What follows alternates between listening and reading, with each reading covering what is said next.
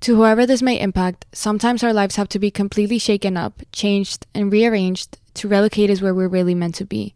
Sometimes change feels like loss, transformation is scary, and sometimes, to discover the best version of ourselves, we must let go of absolutely everything holding us down. Welcome to I Missed Me, your new safe space. I Missed Me's purpose is to help people all around the world to come back home to themselves. It is a healing self-growth podcast that encourages people to dive deep into their emotions, heal their traumas, and ultimately love themselves. My name is Mafia Ansures. I am your host, and I hope to be a part of your healing journey. Lux presents Hollywood. The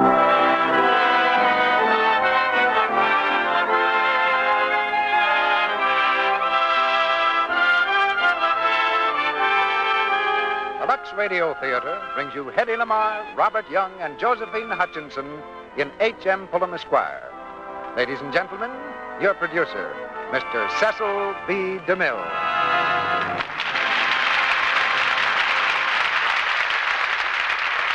Greetings from Hollywood, ladies and gentlemen. When H.M. Pulham Esquire started its best-selling career on the nation's book counters, it was all things to all critics. To some, it was a pointed social satire. To others, a powerful love story. Some acclaimed its humor, others its pathos. But a story as alive and exciting as H.M. Pulham Esquire doesn't need a label. All it needs is an audience. And tonight, the great audience of radio hears it with two stars who played in the MGM picture, Robert Young and Hedy Lamarr. And with them, we have Josephine Hutchinson. Right now, Hedy and Bob are at work in two new Metro-Goldwyn-Mayer productions, Hedy in Crossroads and Bob in Cairo. The same mailman that's been bringing all your requests for H.M. Pulham Esquire brought us a funny little adventure story from a woman who lives on one of the 1,000 islands in the St. Lawrence River. Yesterday, she writes, we went to the mainland to do some shopping, and as we got ready to come back, many of our purchases were piled on the seat of our skiff. Just as my husband started the outboard motor, a swell from a passing boat made our boat lurch, and several packages, including one of Lux Flakes, went overboard. It happened to fall right above the propeller, and the box was cut in half. In about 5 seconds, there was a mountain of suds higher than the boat. I know you'll be pleased that I informed the audience on the dock that it was Lux Flakes which made those wonderful suds so quickly. Then she adds at the bottom of the letter, P.S. They applauded. Now, here's something for your applause as we raise the curtain for H.M. Pulham Esquire, starring Hedy Lamarr as Marvin Miles, Robert Young as Harry Pulham, and Josephine Hutchinson as Kay Motford.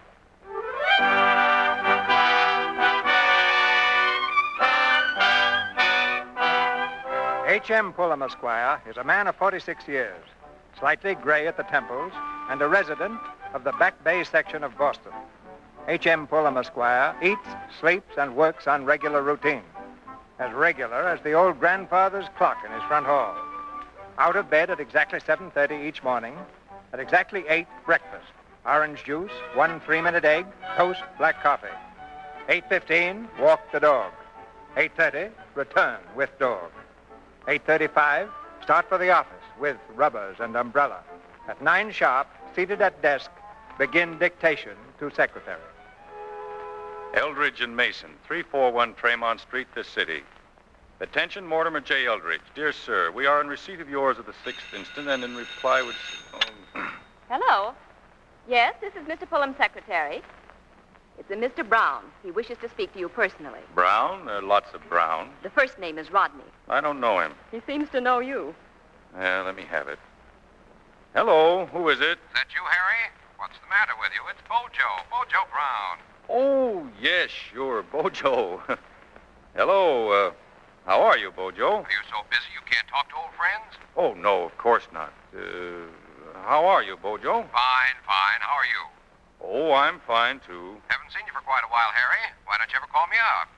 Well, you know the way it is. Yes, that's the way it is with me, too. Say, what are you doing for lunch today? For lunch? Nothing. Well, that's swell. Look, how about coming over to the downtown club where we can talk? Why, I'd love to, Bojo. 12:30 sharp. Ridge will be there and a couple of the other fellows from our class. All right, Bojo. Good boy. See you then. Bye, Bojo.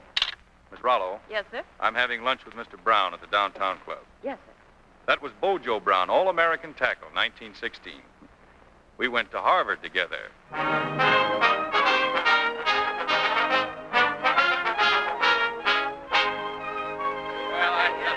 And now, fellas, I want to propose a toast to the best darn class that ever was, and to the one that's going to have the best darn 25th reunion that ever will be, because you and I and all of us are going to make it that way. Well, here's to us.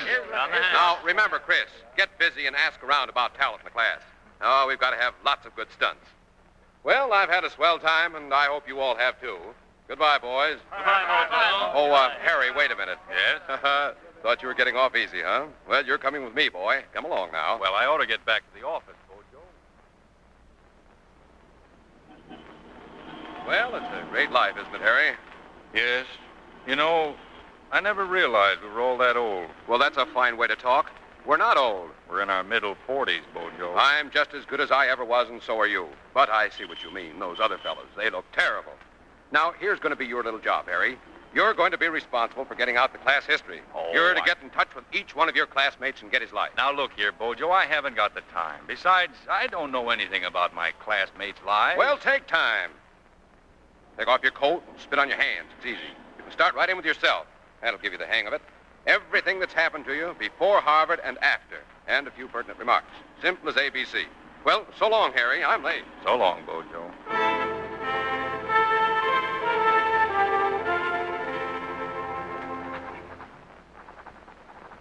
Harry Moulton Pulham. Born December 6th, 1896. 1896. 46 years.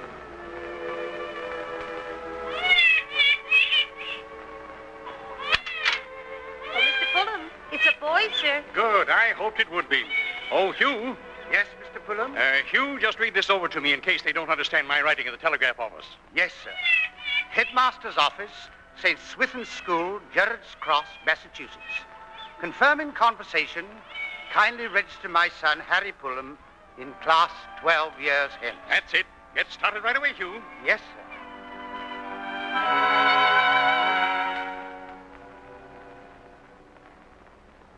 Born 1896.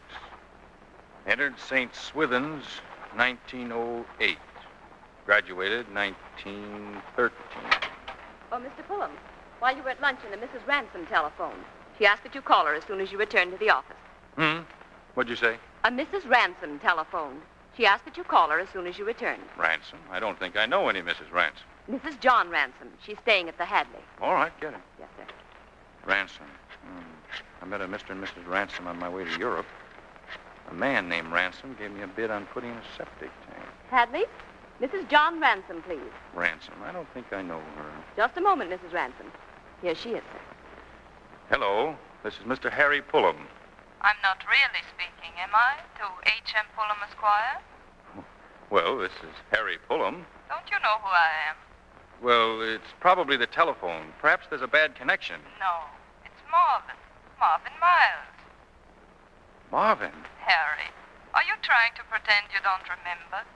Well, what in the world are you doing in Boston? I'm here on business until Thursday. You didn't know me, did you? Oh, yes, of course. It's just that, well, you came out of nowhere. It's been years. Don't you want to see what I look like? Yes, I'd like to, Marvin. I'd love to. Well, then meet me at 5:30 for a cocktail. I'll be waiting for you downstairs in the fiesta room. Harry, are you happy? Happy? Why, yes, of course I'm happy. I'm glad. Ever so glad. You'll be there at 5:30, won't you? I'd love to, Marvin. The fiesta room at 5:30.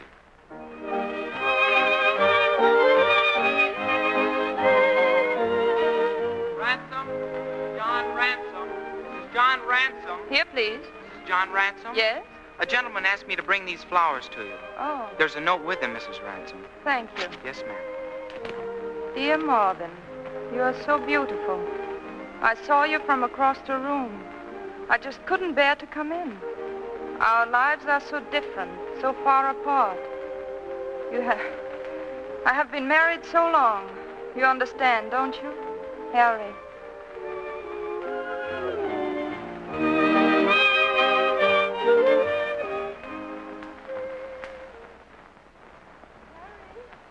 Harry, you coming to bed? In a minute, Kay. What are you doing? I'm writing something. Harry, that pipe in the kitchen is still leaking. Now, you forgot to call the plumber again. All right. Well, all right, what? All right. I'll call him tomorrow, Kay. And as long as you're still dressed, be sure and take Bitsy for a walk. Ellen may have forgotten. Mm-hmm. Harry, what's the matter with you? Why? Well, what are you thinking about? Oh, about my life. Why, Harry, aren't you happy? Yes, of course, Kay. Well, is anything bothering you? No, of course not. What makes you ask? Well, you acted so strangely all evening. Well, isn't it all right if I sometimes just sit and think? Yes, I suppose so. Good night, dear. Good night, Kay.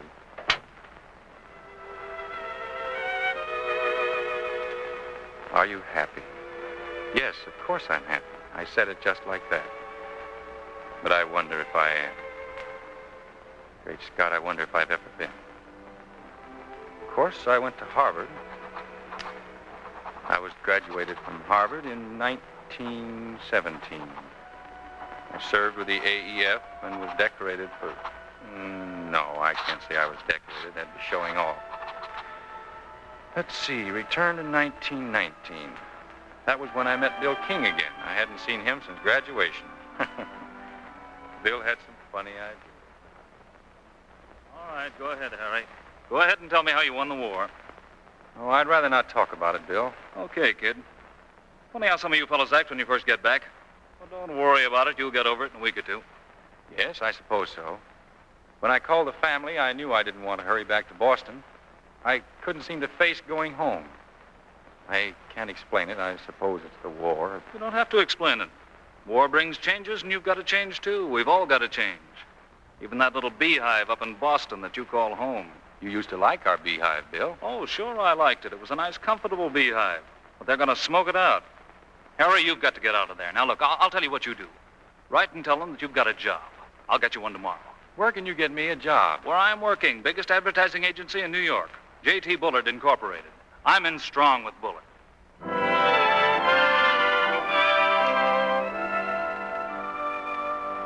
Sit down, Pulham, sit down.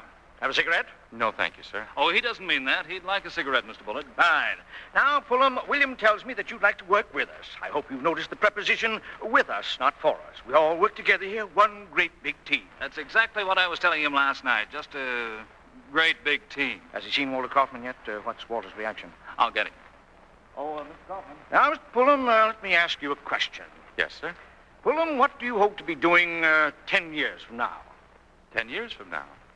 Well, I don't know. I guess I... Well, yep. What is it? What is it? Walter, this is Mr. Pulham. Pulham, how are you, Pulham? Walter, just playing with words, what is your immediate reaction to Mr. Pulham? You mean without any thought? Just snap judgment. Let's see. Something basic there, something basic. Nothing like an immediate reaction. Let me see. Today is Wednesday. You might talk to Mr. Pulham, Walter, and have him come in on Monday. Uh-huh. See me at 2:30, Pulham. Yes, sir. Take him along, William. Come on, Harry. Yes, This way. Thanks, Mr. Bullard. Yes, thanks, Mr. Good day, Pulham.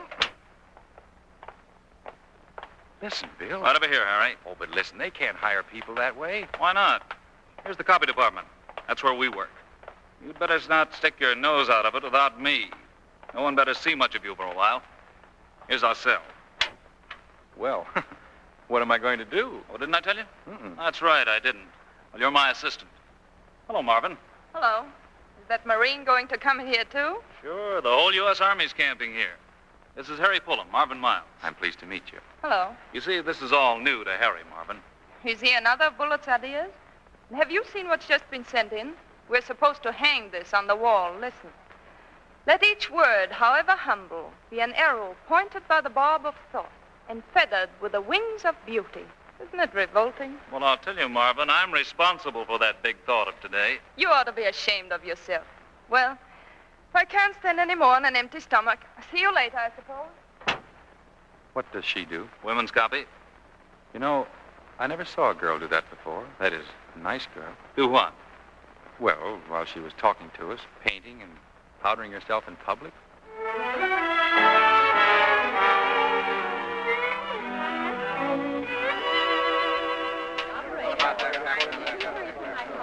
Come on, Harry.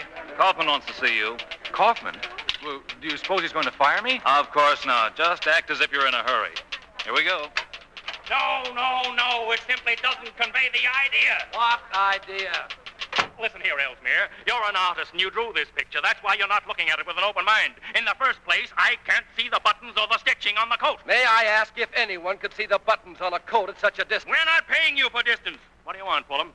Well, I was told you sent for me. Oh, yes. Just a minute. Sit over there. No, come over here.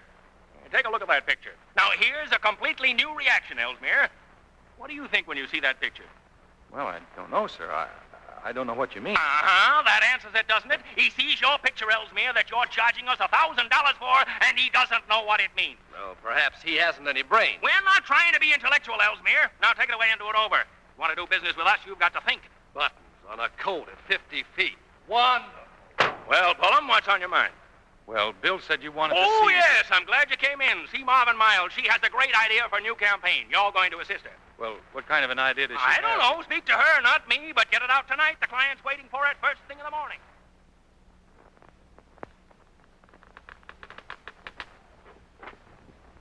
All right. That ought to do it. You can go home now if you want. I'm going myself. Oh, there might be something I could do. Yes, in the morning you can go over the grammar of all this and give the Kaufman secretary to make a clean copy. Well, good night.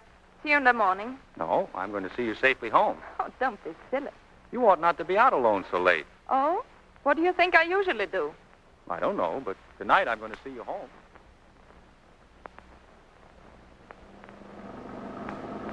You know, someday I won't have to ride in taxicabs. No? Mm-mm. Someday I'll have a car of my own with a chauffeur waiting outside when I work at night. And I'll have a mink coat and a French maid, and I'll invite you up for dinner. And be sure you wear a white tie, because there'll be lots of interesting people. All the writers and artists and people on the stage. I'll be a partner in an agency by then. You see? I know I'm good. Yes, I know you are. This it? Yes. Will you come up? No, thanks. I'll just see that you get in all right. Oh, don't bother. You've been too nice to me already. Oh, I haven't really. Good night. I think I'll kiss you. Oh, but... Good night, Sir Galahad. Where to, buddy? Oh. Hey, where to? Oh, just any place.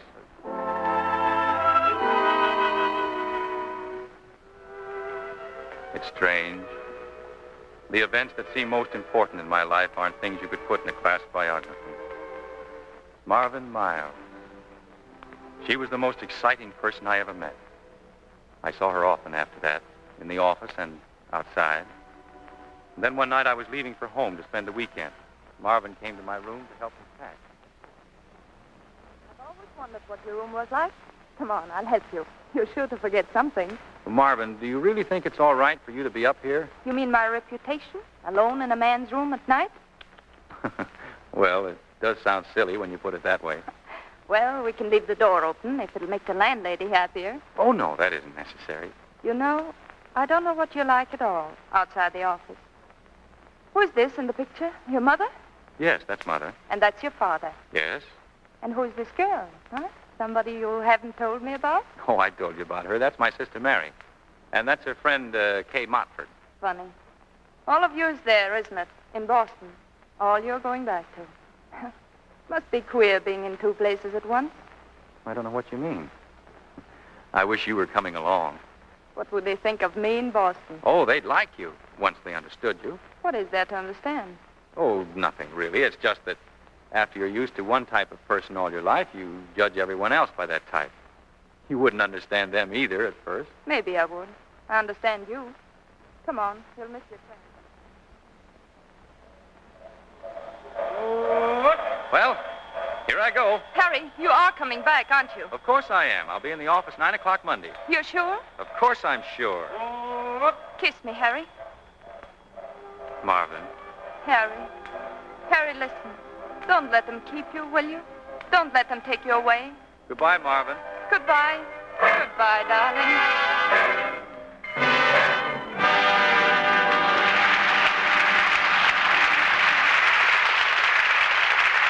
Mr. DeMille presents Act Two of H.M. Pulham Esquire, starring Robert Young, Hedy Lamarr, and Josephine Hutchinson. in just a moment. Now, here's Mary, back from a week's vacation and showing off her snapshots to the girl next door. This is the dining cabin, and here's the horse I rode. And then this is taken from the top of the hill at sunset. Well, they're lovely pictures, but the story behind them's an unhappy one, of lonely rides and sunsets watched alone, while other girls were finding romance. You see, there's no surer barrier to romance than lack of daintiness. Lux girls know this. They guard daintiness by luxing under things after every wearing. They don't risk offending. Gentle Lux flakes take away every trace of perspiration so quickly, make it easy to be sure of freshness. Yes, it's easy to be a Lux girl, Mary. Try it and see if your photograph album won't tell a happier story. Like this, perhaps. Here's our crowd on a picnic at the lake. And here's Bill, with me. He wanted one of us together to take away to camp with him. Yes, romance smiles on Lux girls. They have the charm of exquisite flower freshness. And they win two ways. For those rich Lux suds cleanse so gently, with no harmful alkali and no cake soap rubbing to injure fabrics or colors. They save delicate fabrics, help them wear better, last longer. So it's thrifty as well as dainty to give underthings nightly care with gentle, new, quick Lux flakes. Now, our producer, Mr. DeMille. Act 2 of H.M. Pulham, Esquire, starring Hedy Lamarr as Marvin Miles, Robert Young as Harry Pulham, and Josephine Hutchinson as Kay Motford.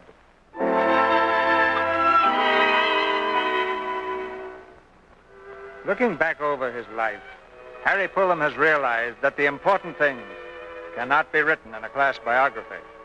The beginning of his love for Marvin Miles, or the time he visited his home and his family tried to make him stay. Harry?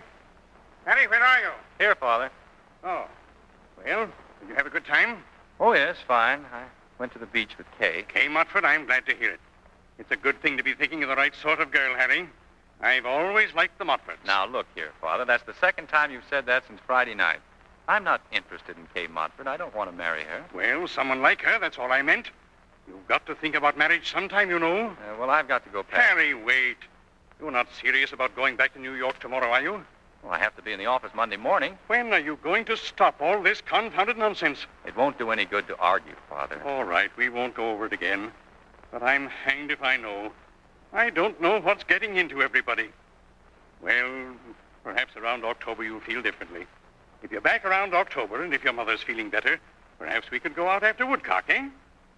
When you were born, I thought I'd have someone to take shooting. Funny, isn't it?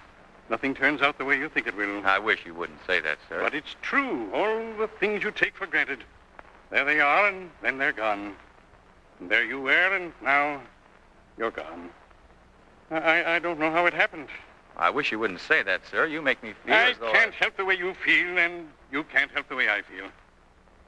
Good night. Well, you're not angry with me, are you? No, it's no use talking. I never was any good at talking.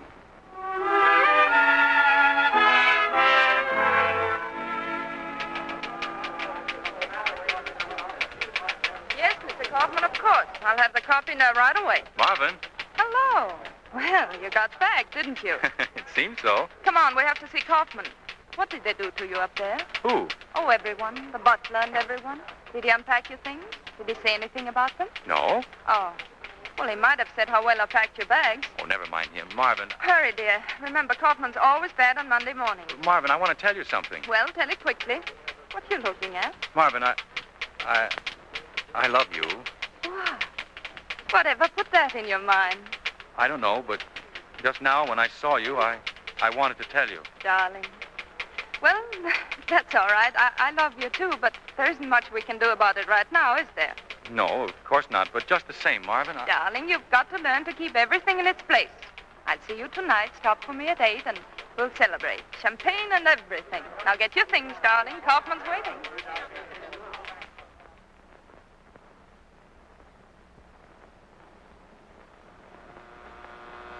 Come in. Hello? And don't leave the door open. I've got a new dress. Wait till you see it. Well, what do you think of it, Mr. Pulham? I think you're very beautiful. Shall we have some music? All right. Yes, we must have music. And a brand new record, too. Marvin, I want to speak to you. I've been waiting all day for this moment. Oh, you've missed it again, Harry. Missed what? The back of your head. Oh. You brush your hair hard in front, and there's always a place in the back you never touch. Now stand still while I fix it. Well, no, wait. Now, don't wiggle. Well, you tickle my neck. Oh, there's such a lot I'll have to do to you. There. Oh, look at your tie. It's always sliding around. Oh, but you're so wonderful in a dinner coat. Like a sergeant portrait. Well, I hoped I'd look like Rudolph Valentino. You won't know yourself when I get through with you. Oh, darling. Marvin, I didn't know what you were like at first. And then it sort of all came over me. I wish I could say things nicely. You do. You say what you mean. I don't see what you see in me. You wouldn't. It's because I can do so much for you. That's what a girl really wants. Oh, it's going to be like a symphony. You're going to like all the things I like, and I'm going to like all the things you do. I wish I could tell you the way I feel. When are we going to get married? Why, darling, do you really want us to get married? Why, yes, of course. I was wondering why you were so worried. Now, don't look that way. Of course I want to. But I want to be sure that we really love each other. I'm sure I love you. I want you to want to marry me so much that you don't care about anything else. Anything. From now on, I want us to have a good time. I want you always to be happy.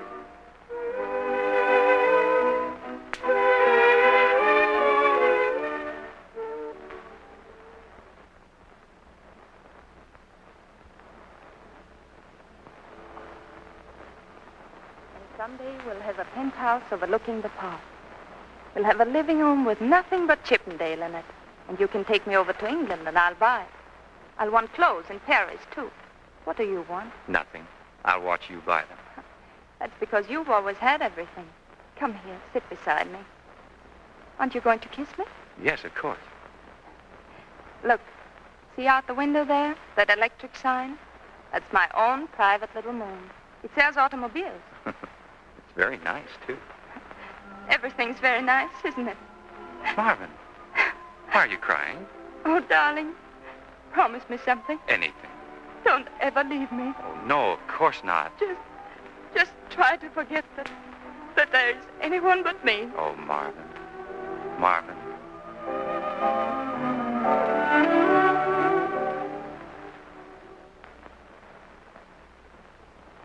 That was in the summer. In the fall, I received a call from Boston. They wanted me to hurry home. My father was dying. I had never realized before how old he was. Harry. Hello, Father. I just got here. Don't go away. Oh, I'm not going anywhere, Father. This is where you belong. Some man in the house. Stay here, Harry. Stay at home. Yes, Father. We never did go shooting, did we? Well, that's all right, sir. We'll get there still.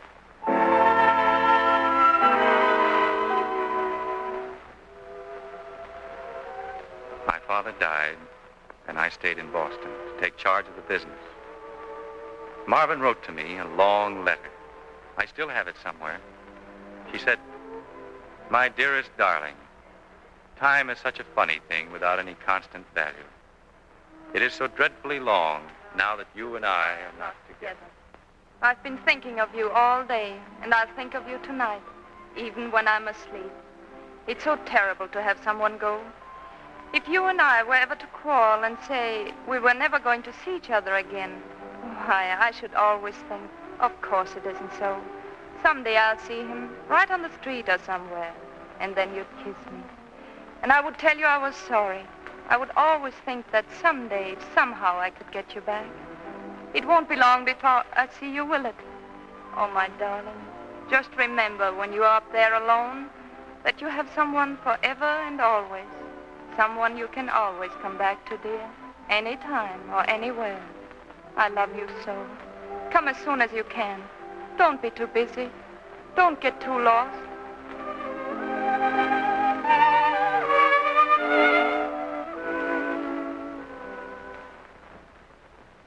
In January of that year, I invited Marvin to come to Boston. Bill King brought her. He'd always seemed to like Kay Mottford, and I thought it might be easier with him there. Oh, Marvin, this is Kay Mottford, Marvin Miles. Oh, hello, Kay. How do you do? Welcome to Boston. Thank you. Oh, Bill, come over here. I want to speak to you. Secret? Well, darling? Oh, Harry, this house, it's just what I thought it would be like. Well, I hope you found everything upstairs that you wanted. Oh, yes. Everything's lovely. When can I see your mother? Oh, tomorrow morning. I think she's resting. Oh, Hugh? Yes, sir? We'll want some ginger ale, Hugh. Yes, sir. Bill, you'd like a highball, wouldn't you? You know me. That's all, Hugh. Yes, sir. Well, what about me? Bring the tray, Hugh. Yes, sir.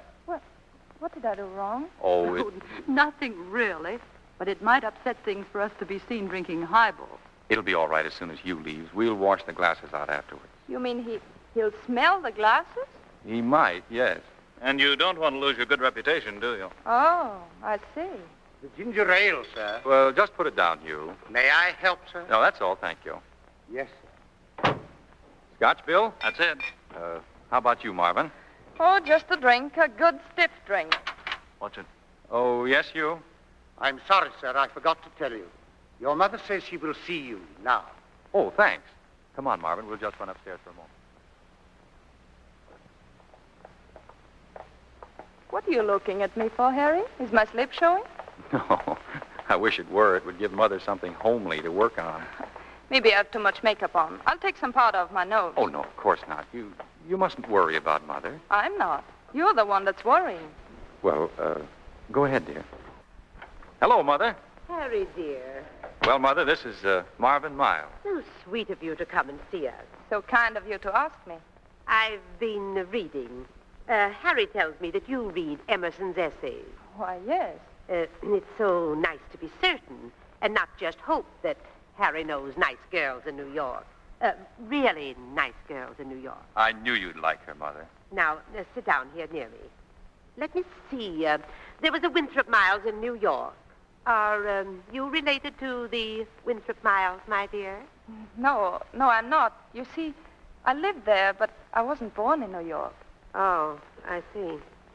Harry's so reticent always. All he said was, Bill King's coming and a girl I know from New York. Girl I know from New York. Look, dear, do you see that picture? Do you know who it is? Why, no. That's Harry when he was 5. Well, it wasn't my fault I dressed like that. And here he is at 6 months. And here he is when he went to St. Swithin's. And here's a lock of his baby hair. Oh, Mother. Oh, I never dreamed that I'd have such a big boy of my own. Harry, would you take my handkerchief and put just a few drops of cologne on it? You always do it so nicely. Now, my dear, you must tell me all about yourself. Everything. Well, I work for the J.T. Bullitt Company. I'm a copywriter there. How nice. You and Bill and Harry all together in that queer place. Now, tell me about your family. Well, when my family came to America, they settled in Illinois. Illinois? Oh, that reminds me of a little joke. Have you heard about the lady who said she came from Iowa? And then someone else said, oh, yes, but here we call it Ohio. Well, my dear, you mustn't feel that you're a stranger here. I don't, not really. But I'm just a little mixed up, too. It's just like Iowa and Ohio.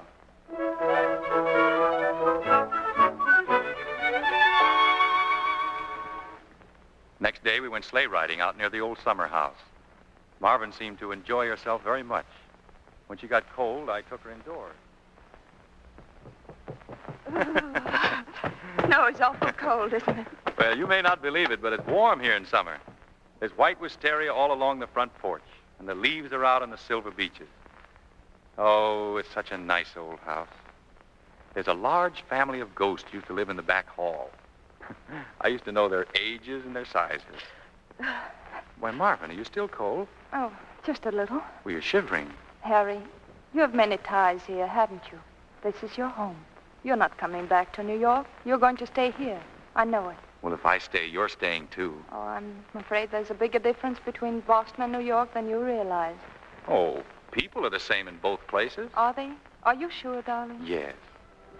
Marvin, may I kiss you? Harry. No, don't. Oh, darling, I don't want you to go tonight. I don't want you to go ever.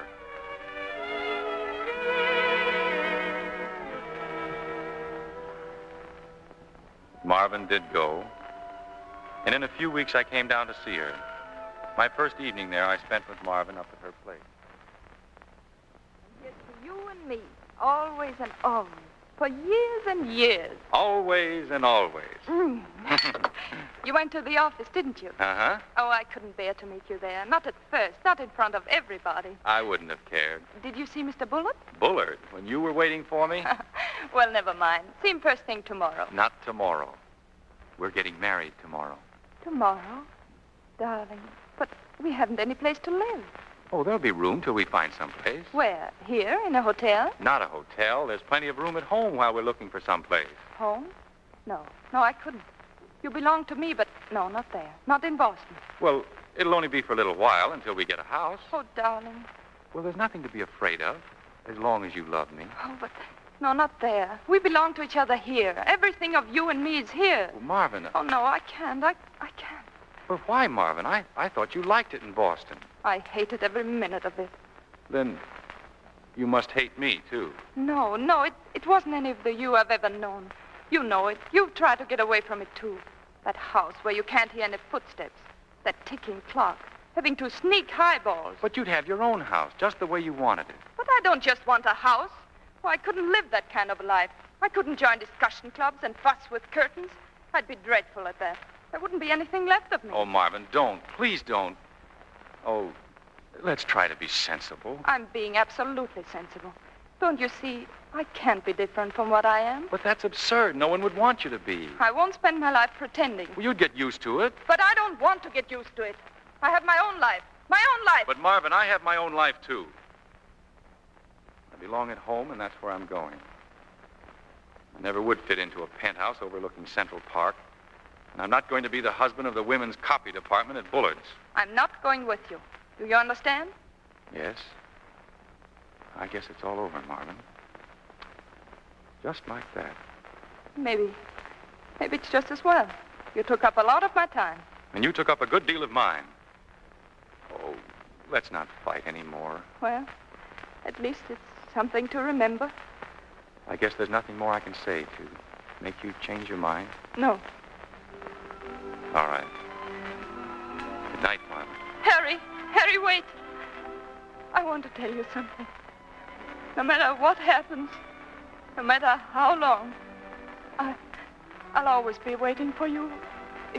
If you want to come back. Goodbye, Marvin. Goodbye.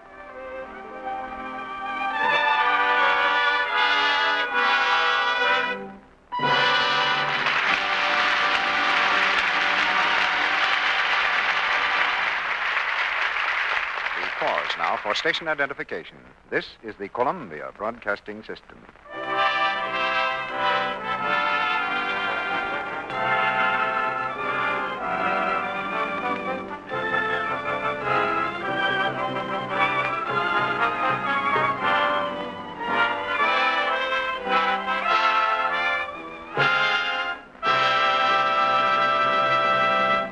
After a brief intermission, Mr. DeMille returns with Robert Young, Eddie Lamar, and Josephine Hutchinson for Act 3 of H.M. Pulham, Esquire. Meantime, let's have a little music.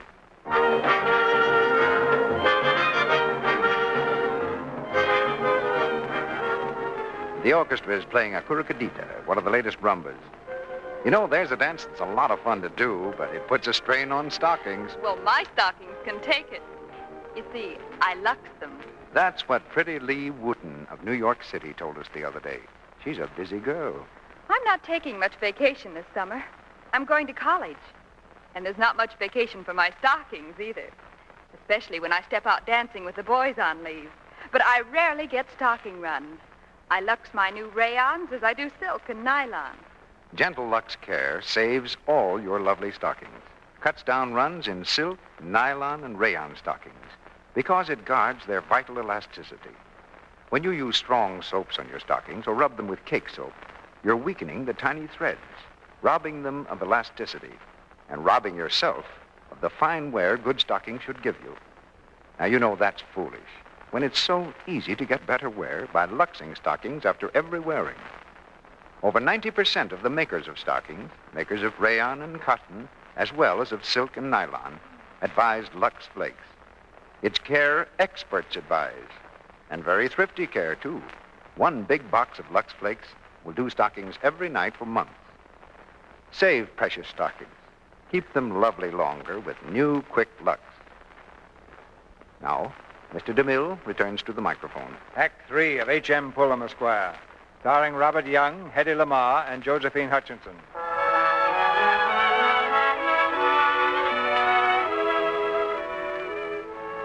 Alone with his thoughts, Harry Pulham reviews his life. All the exciting events of the past, which have led step by step to the unexciting present. He remembers a time just after he parted with Marvin Miles, a day when he went sailing in Massachusetts Bay with Kay Motford. I'm awfully glad you called me up this morning, Kay. You better trim in the jib. You never keep it flat enough. Well, you'd do better if you keep her off a little.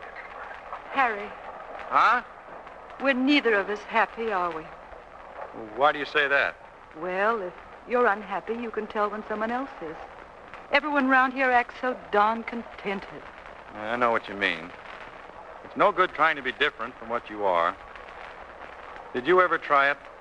Yes, I've tried. Well, it doesn't work. No, it doesn't work. Why, Kay, you're crying.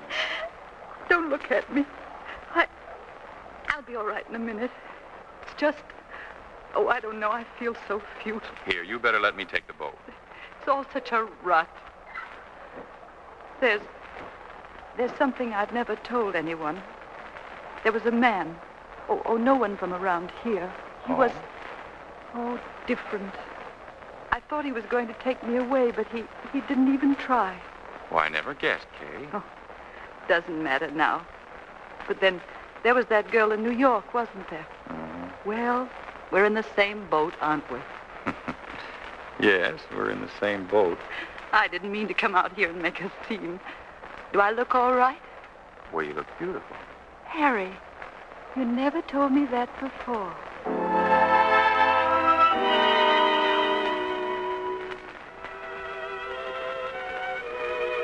Kay Montford and I were married that fall. All summer long, I'd been hearing, "Here Comes the Bride." And then at last, after all the excitement, Kay was gliding down the aisle looking as calm and collected as though she were walking the dog. That night, our wedding night, we were staying at a hotel. Harry. Yes, dear. Harry, sit down. Of course. Harry, I'm not sure whether we love each other or not. What? Well, wouldn't it be awful if we thought we loved each other and we really didn't? If we only got married because we were lonely? Oh, I guess everybody feels that way. Don't worry, Kay. Everything's going to be all right. I don't want to be silly, but I suppose most girls are. Oh, no, you're not. Please kiss me. Of course, dear. Oh, Harry, it's only a little thing, but could you just stop saying, "of course"? Why, yes, Kay, of course.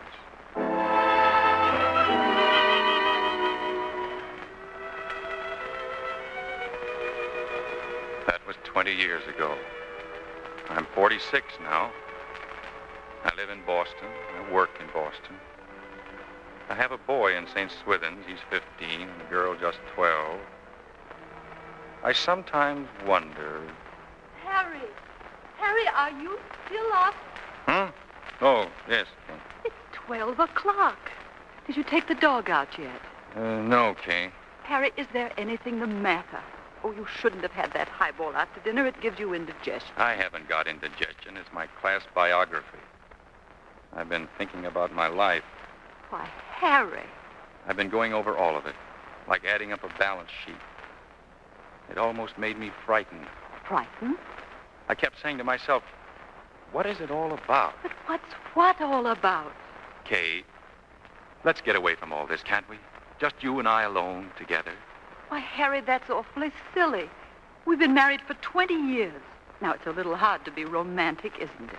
Well, if we just packed the bag tomorrow morning and took the car and went someplace, any place, and never mind all about the rest of it. Oh, darling, I never heard you say anything like that before. Well, it's all around me like a wave. Kay, have you ever really loved me? Well, of course I have. I love our life. It's what we were both made for. Yes, I know, but have we ever really loved each other?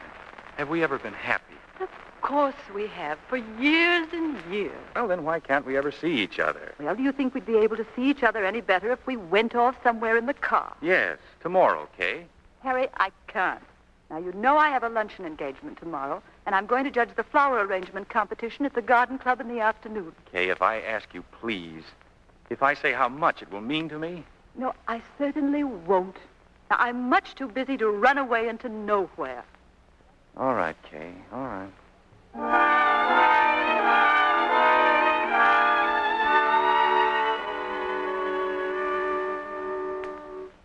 Hello, Mr. Hadley? Miss Marvin Miles, please. No, I mean, Mrs. John Ransom. Hello? Hello, Marvin. This is Harry. Harry Pulham. Do you think you have to tell me who you are? Marvin, do you remember what you told me once? That no matter what happened, no matter how long, I've never forgotten that. It's been in my mind all the time. It's been with me, too. Well, Marvin? I said I'd be waiting. Well, do you think it'll be all right? I mean, if I called on you for lunch? You mean alone? Up here? My reputation? Oh, Harry, you're just the same. Come over right away.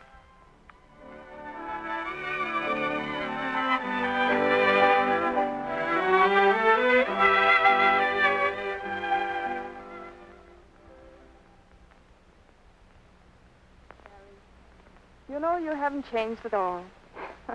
Your necktie still doesn't match. Well, I never could seem to do that with ties. Oh, it's been so long. But it's lasted all the time. Yes, it's lasted. All the little things, they've all been there somewhere. The way your hair never would stay down. Oh, darling, come here. Oh. Hello? Yes, this is Mrs. Ransom. What? Oh, chiseling, eh? No, we won't split the commission with anyone. It's 15% or nothing. Well, if they don't want to sign the contract, send it back. That's definite. They'll sign it. Shall we have some music, Harry? Oh, yes, of course. Oh, by the way, I brought some champagne. Oh, I have some already. Oh? Will you open it? Oh, yes, of course. Harry, listen. Remember? Yes, I remember. I bought it this morning after you called. Remember that night? Yes. You know, no one's ever read me a poem since then. Well, why should we be standing up? We're not at the cocktail party, are we? It's funny. I don't seem to know whether we're standing up or sitting down. Careful. Oh, I'm sorry. I'm afraid I spilled a little. Oh, that's all right. I haven't tasted champagne in years. Never think of it anymore. Neither do I. Well, to us, Marvin. To us. Gosh, that's good. Excuse me, I'm sorry. You always drank champagne so fast. Well, I always like to get it down. Marvin, what are you thinking? Everything is just the same, isn't it? Harry, dear, have you been happy? Yes, I've been happy, Marvin. That is, yes, I've been happy. How about you? Me? Oh, I have a butler and a yacht. Well, I have a boy and a girl and a celium. Why, Harry, how old is he? The boy, I mean. Oh, 15. He's going to St. Swithin's. Well, I'd love to see him. Does he look like you? Well, I have a picture of him here somewhere. Oh, yes, here. Oh. What's his name? George. He doesn't look so good now. He has pimples.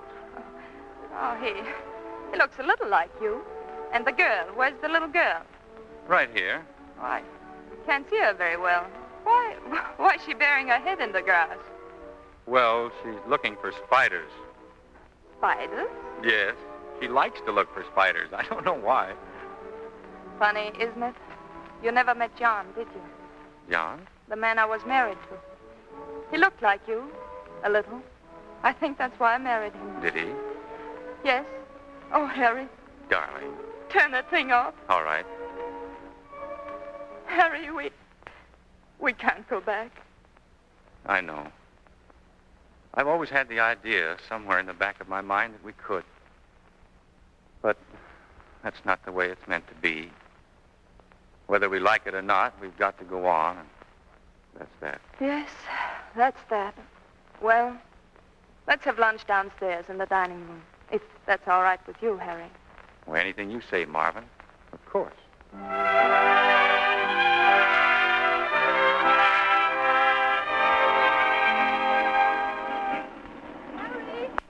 Harry, over here. Harry! Why, Kay, what are you doing down here? Is anything the matter? No, I wanted to see you, that's all. Get in the car.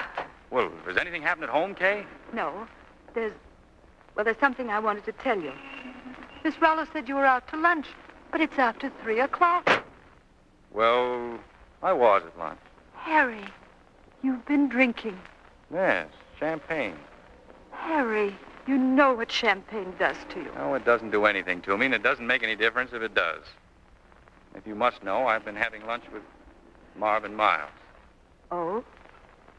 Is she as pretty as she used to be? Why, yes. That is, almost. I canceled all my engagements. Gave up the garden club, everything, to come down and get you. Harry, I've been thinking all day about what you said last night, whether we'd ever been in love. But we've always loved each other. We've loved each other so much we never bothered to talk about it. Well, it's all right, Kay. I'll be all right now. Oh, Harry, don't you know that I love you? With you and me, it's what love really is. All the days and all the years of you and me together. That's what I meant last night. I know now. Our bags are in the back. Why, Kay. I packed yours myself just the way you like it. But, Kay, well, where would we go? Anywhere. To the Berkshires. The leaves would all be out. Oh, we can't go running away like this. Oh, can't we? Harry, you mayn't have been aware of it, but you've always been in love with me. You know that? It's always been you and me. Yes, I guess you're right. I guess that's the way it's always been. You and me.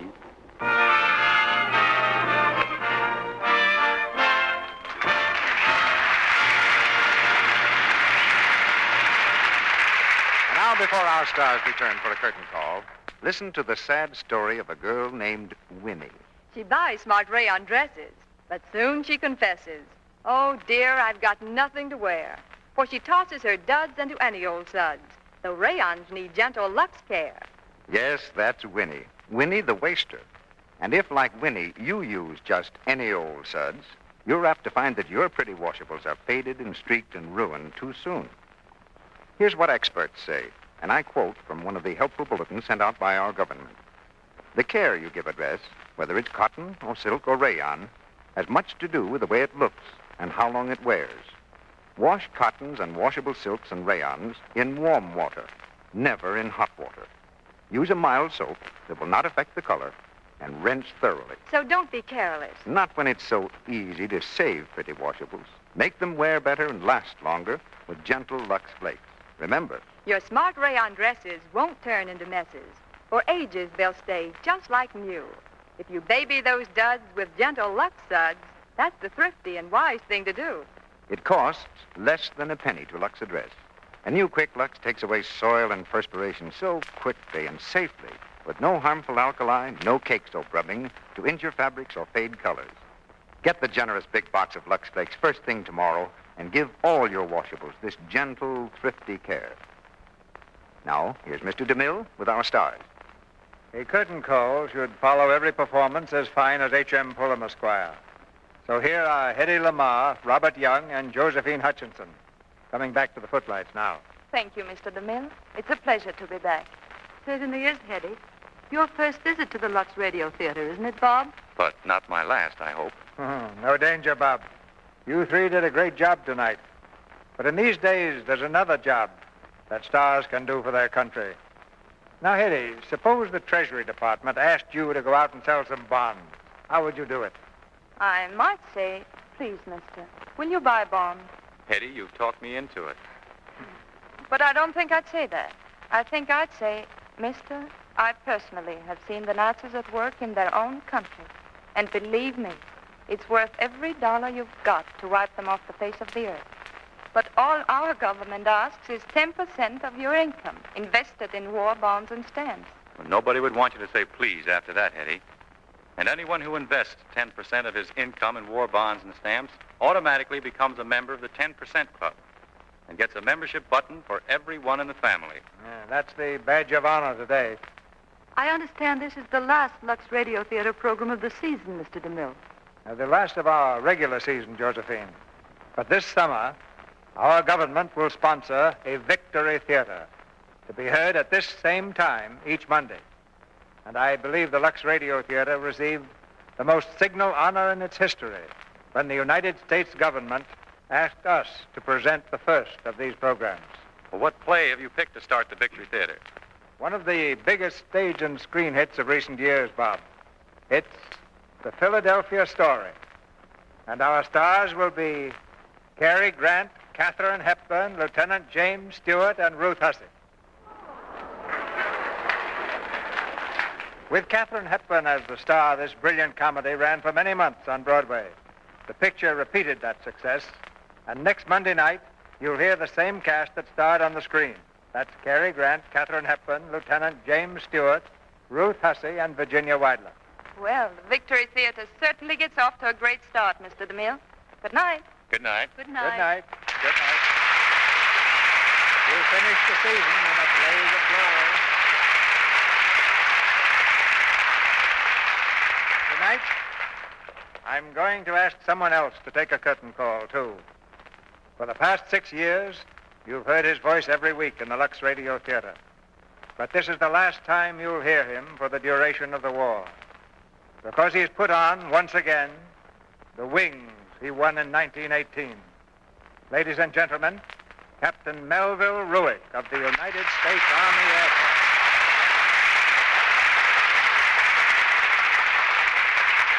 Thank you, Mr. DeMille. It's been a pleasure to work with you, sir, and with our sponsors during those 6 years. Duty permitting, I'll be one of those on the other side of the footlights from now on. I know all of those on the other side of the footlights.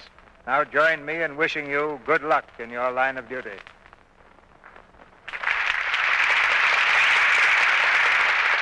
As we near the final curtain time tonight, the stage of the Lux Radio Theater is crowded with memories. Memories of glamorous stars and exciting dramatic moments. This is the last regular broadcast of our 8th season. But during the weeks the Lux Radio Theater is off the air, I urge you to listen to the Victory Theater.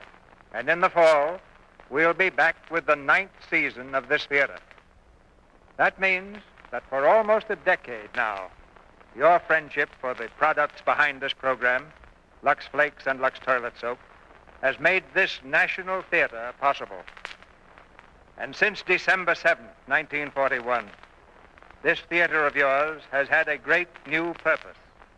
It has joined with 130 million Americans in one high resolve to help in every way it can the effort of the United Nations to stamp out the Holocaust so treacherously kindled by the enemy, to win the war, that above all, and to perpetuate for all time to come the freedom for which men now are dying.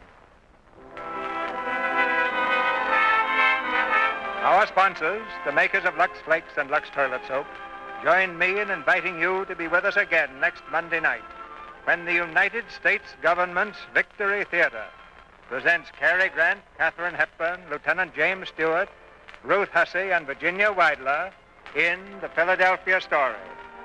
This is Cecil B. DeMille saying good night to you from Hollywood.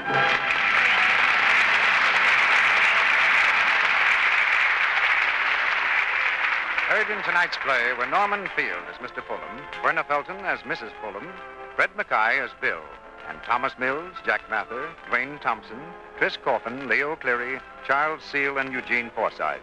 Our music was directed by Louis Silvers. And your announcer has been Melville Roy. This is the Columbia Broadcasting System.